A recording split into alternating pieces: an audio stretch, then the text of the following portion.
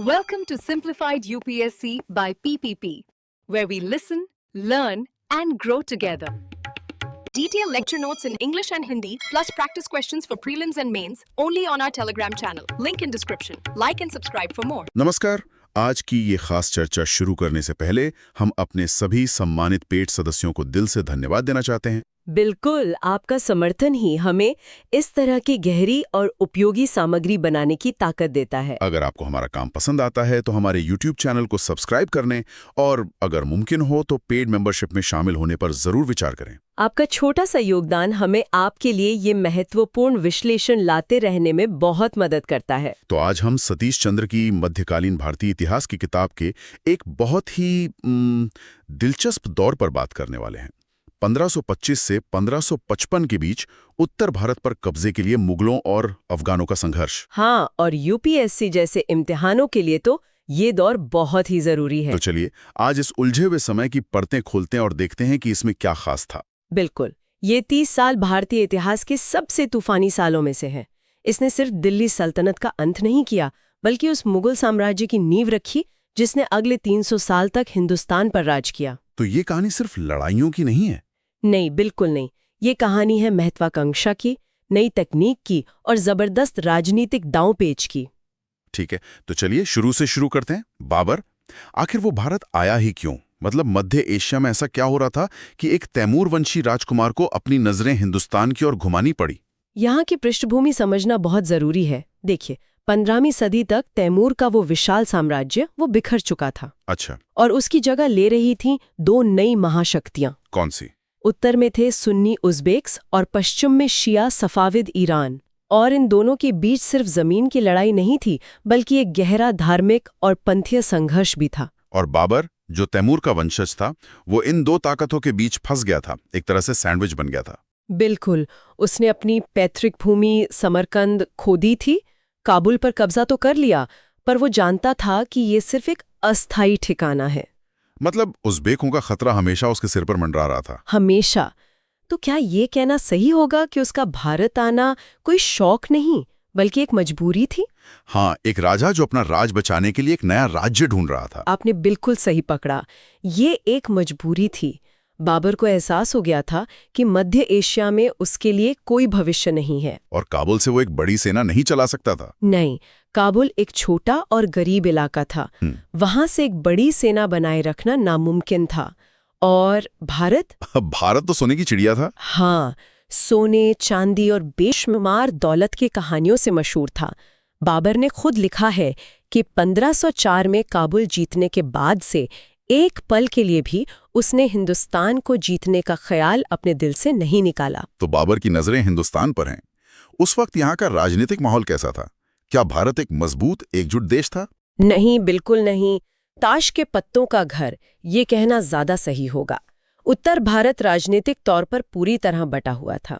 अच्छा। दिल्ली का सुल्तान था इब्राहिम लोदी, जो एक केंद्रीकृत साम्राज्य बनाने की कोशिश तो कर रहा था, लेकिन उसकी इस कोशिश ने कई ताकतवर अफगान सरदारों को अपना दुश्मन बना दिया था।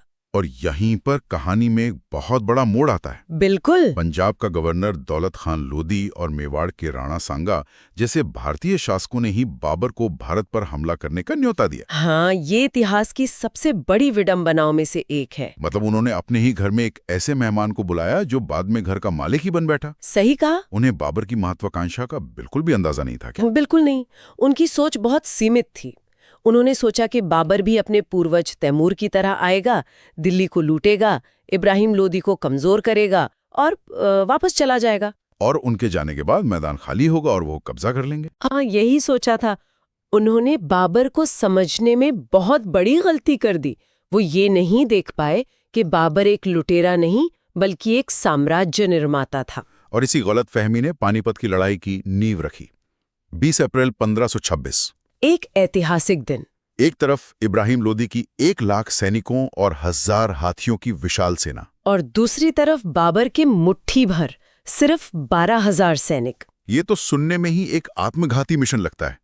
बाबर के पास ऐसा क्या तुरुप का इक्का था? उसके पास 2 तुरुप के इक्के थे, बेहतरीन रणनीति और उस दौर की सबसे आधुनिक तकनीक। रणनीति कैसी थी? बाबर ने अपनी छोटी सी सेना को बहुत चतुराई से तैनात किया। एक तरफ पानीपत शहर की आड़ ली, दूसरी तरफ पेड़ों की डालियों से एक गहरी खाई बनाकर उसे सुरक्षित किया। और सामने की तरफ उसने चमड़े के रस्सों से 700 गाड़ियों को एक साथ बांधकर एक मजबूत दीवार खड़ी कर दी। यही मशहूर उस्मानी या रूमी विधि थी, है ना? एक तरह से मैदान जंग में ही एक चलता फिरता किला बना लेना। बिल्कुल। और इन गाड़ियों के बीच में जो जगह थी, वहां उसने अपने तोपचियों और बंदूकधारियों को तैनात किया। ये एक मास्टर स्ट्रोक था। हाँ, क्योंकि इब्राहिम लोदी की सेना ने इससे पहले कभी बारूद की ऐसी मार नहीं झेली तो थी। जब तोपें गरजी तब क्या हुआ? उनके धमाकों से लोदी के हाथी बिदक गए। हाँ। वो डर के मारे पीछे मुड़े और अपनी ही सेना को रौंदते हुए भागने लगे। तो ये सिर्फ एक लड़ाई की जीत नहीं थी, ये भारतीय युद्ध नीति के लिए एक वेकअप कॉल था, है ना? बिल्कुल। हाँ। पानीपत ने साबित कर दिया कि अब से लड़ाइयां सिर्फ सैनिकों की संख्या या हाथियों की ताकत से नहीं, बल्कि तोपखाने और अनुशासित रणनीति से जीती जाएंगी। एक युगांतकारी बदलाव था ये। आपने 100% सही बात कही। इसने युद्ध का पूरा तरीका ही बदल दिया। इब्राहिम लोदी मारा गया और दिल्ली सल्तनत का सूरज हमेशा के लिए डूब गया। लेकिन बाबर का काम अभी खत्म नहीं हुआ था। नहीं, बिल्कुल नहीं। उसे राणा सांगा को खानवा में हराना पड़ा और फिर बचे खुचे अफगानों को भी। तब जाकर उत्तर भारत में मुगल शासन की जड़ें मजबूत हुई हैं। तो बाबर ने तोप और तलवार के दम पर हिंदुस्तान में मुगल सल्तनत की नींव रख दी। हाँ, लेकिन एक साम्राज्य को बनाना एक बात है और उसे संभाले रखना बिल्कुल दूसरी। अब जिम्मेदारी आई बाबर के बेटे हुमायूं पर। और उसके लिए ये कांटों का ताज साबित हुआ। आते ही उसे चुनौतियों ने घेर लिया। किस तरह की चुनौतियां थी? हुमायूं को विरासत में एक ऐसा साम्राज्य मिला जो चारों तरफ से दुश्मनों से घिरा था। पश्चिम में गुजरात का बहादुर शाह और पूरब में अफगान। अफगानों का नेतृत्व कौन कर रहा था? उनका नेतृत्व कर रहा था एक जबरदस्त प्रतिभाशाली सरदार, शेर खान। लेकिन शायद हुमायूं का सबसे बड़ा दुश्मन कोई और नहीं, बल्कि वो खुद था। ये दिलचस्प है। आप ऐसा क्यों कह रही हैं कि वो खुद अपना दुश्मन था? उसकी क्या कमजोरियां थी? हुमायूं में दूरदर्शिता की कमी थी और वो अक्सर सही समय पर सही फैसला नहीं ले पाता था। कोई उदाहरण? बिल्कुल। 1532 में उसने दादरा में अफगानों को हराया और शेर खां के चुनार के मजबूत किले को घेर लिया। लेकिन 4 महीने की घेराबंदी के बाद शेर खान ने चालाकी से उसे मना लिया। क्या कहकर? उसने कहा कि वो मुगलों का वफादार रहेगा और हुमायूं मान गया। उसने घेरा उठा लिया। ये उसकी जिंदगी की सबसे बड़ी भूल साबित हुई। तो उसने एक उभरते हुए खतरे को पूरी तरह खत्म करने का मौका गंवा दिया। हाँ। और मैंने पढ़ा है कि गुजरात जीतने के बाद भी उसने जश्न मनाने और आराम करने में कई महीने लगा दिए, जबकि उसे फौरन शेर खान पर ध्यान देना चाहिए था। यही उसकी सबसे बड़ी कमजोरी थी। गुजरात विजय के बाद वो महीनों तक आराम करता रहा।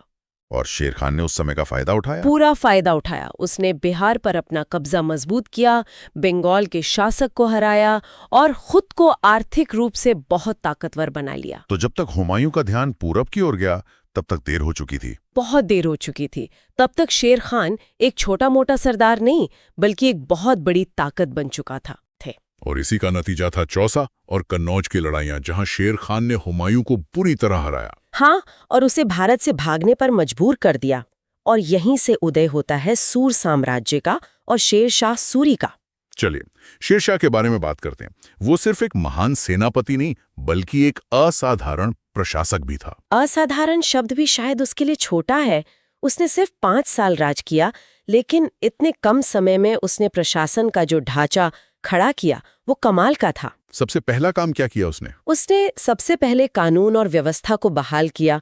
डाकुओं, लुटेरों और विद्रोही जमींदारों का सख्ती से दमन किया, ताकि आम आदमी और व्यापारी सुरक्षित महसूस कर सकें। और उसका सबसे बड़ा योगदान शायद सड़कों का नेटवर्क था। हम सबने ग्रैंड ट्रंक रोड का नाम सुना है, लेकिन ये सिर्फ एक सड़क नहीं थी, है ना? मत करवाई।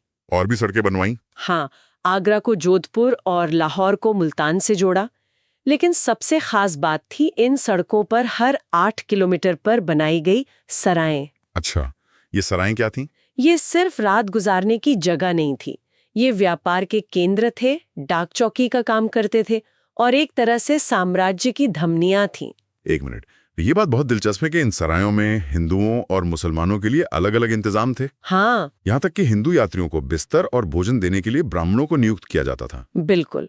ये उसकी व्यवहारिकता को दिखाता है। मतलब वो सिर्फ एक प्रशासक नहीं बल्कि एक बहुत ही चतुर शासक था जो अपनी प्रजा की नब्ज समझता था। बिल्कुल। वो जानता था कि अगर व्यापार को बढ़ावा देना है तो व्यापारियों को सुविधा और सुरक्षा दोनों देनी होगी। और सुरक्षा का तो उसने गजब का इंतजाम किया था। हाँ, उसने स्थानीय मुखियाओं और जमींदारों को हुक्म दिया कि अगर उनके इलाके में किसी व्यापारी का सामान चोरी हुआ तो या तो वे चोर को पकड़ कर लाएं या फिर खुद उस नुकसान की भरपाई करें। ये तो कमाल है। मतलब एक अकेली बुजुर्ग महिला भी सोने से लदी टोकरी लेकर यात्रा कर सकती थी। बिल्कुल। आज के समय में तो ये कल्पना करना भी मुश्किल है। इसका नतीजा ये हुआ होगा कि व्यापार और वाणिज्य आसमान छूने लगे होंगे। जाहिर है उसने चुंगी यानी कस्टम ड्यूटी को भी सिर्फ 2 जगहों पर सीमित कर दिया, एक बंगाल की सीमा पर और दूसरा सिंधु नदी पर। इससे तो माल की आवाजाही बहुत तेज और सस्ती हो गई होगी। हाँ, और यहाँ सबसे बड़ी विडंबना ये है कि शेर शाह अनजाने में अपने सबसे बड़े दुश्मन मुगलों के लिए जमीन तैयार कर रहा था। वो कैसे? उसने प्रशासन का जो ढांचा बनाया, सड़कें, मुद्रा और जमीन के राजस्व की व्यवस्था, वही ढांचा अकबर ने बाद में अपनाया और उसे मुगल साम्राज्य की पहचान बना दिया। अच्छा, उसकी धार्मिक नीति के बारे में क्या कहेंगे? वो अक्सर कट्टर होने का दिखावा करता था, जैसे रायसेन के शासक पूरनमल के साथ विश्वासघात। हाँ। लेकिन क्या वो सच में कट्टर था? और उसने हिंदुओं पर लगने वाला जजिया कर भी नहीं हटाया। क्या आप संक्षेप में बता सकती हैं कि ये जजिया क्या था? जरूर। जजिया एक तरह का धार्मिक कर था जो इस्लामी राज्यों में गैर मुस्लिम प्रजा से लिया जाता था। तो शेर शाह ने इसे जारी रखा। हाँ, उसने इसे जारी रखा, जो दिखाता है कि वो एक पारंपरिक इस्लामी शासक की छवि बनाए रखना चाहता था। और उसकी सेना और दरबार में कौन लोग थे? लगभग सभी ऊंचे पदों पर अफगान ही थे। कह सकते हैं कि वो धार्मिक रूप से सहिष्णु था, लेकिन जब भी राजनीतिक फायदे की बात आती तो वो धर्म का इस्तेमाल करने से नहीं हिचकिचाता था। तो 1525 से 1555 के इस तूफानी दौर को अगर हम समेटें तो इसका मुख्य सार क्या है? हमने एक पुरानी सल्तनत का अंत और 2 नए साम्राज्यों का उदय देखा, मुगल और सूर। बिल्कुल। हमने देखा कि कैसे बारूद और तोपखाने ने युद्ध का तरीका हमेशा के लिए बदल दिया। और सबसे बढ़कर हमने शेरशाह के रूप में एक ऐसे प्रशासक को देखा जिसने सिर्फ 5 साल में वो कर दिखाया जो कई शासक 50 साल में भी नहीं कर पाते। हाँ, और अनजाने में ही अपने दुश्मनों के लिए एक मजबूत प्रशासनिक नींव तैयार कर दी। बिल्कुल। और यहीं पर श्रोताओं के लिए सोचने वाली एक बात है। क्या? शेरशाह ने सिर्फ 5 साल के शासन में प्रशासन की जो नींव रखी, उसे देखते हुए सोचिए कि अगर 1545 में कालिंजर के किले में हुए उस धमाके में उसकी मौत न हुई होती और वो और लंबा जीता, हाँ, या उसके उत्तराधिकारी भी उसी की तरह काबिल होते, तो भारतीय उपमहाद्वीप का भविष्य क्या होता? क्या हुमायूं का भी वापस आ पाता? यही सवाल है। क्या मुगल साम्राज्य इतना मजबूत हो पाता, या शायद वो फिर से स्थापित ही नहीं हो पाता? इस गहन विश्लेषण में शामिल होने के लिए आप सभी का धन्यवाद। धन्यवाद। और एक बार फिर हम अपने सभी पेड सदस्यों का शुक्रिया अदा करना चाहते हैं। आपका समर्थन ही हमें ये सब करने की प्रेरणा और साधन देता है। बिल्कुल। अगर आपको हमारी ये चर्चा अच्छी लगी तो कृपया हमारे YouTube चैनल को सब्सक्राइब करें और अगर संभव हो तो सदस्य बनने पर विचार करें। हम जल्द ही एक और दिलचस्प विषय के साथ लौटेंगे। Thanks for watching. Follow us on Telegram and Instagram. Don't forget to like, share, and subscribe.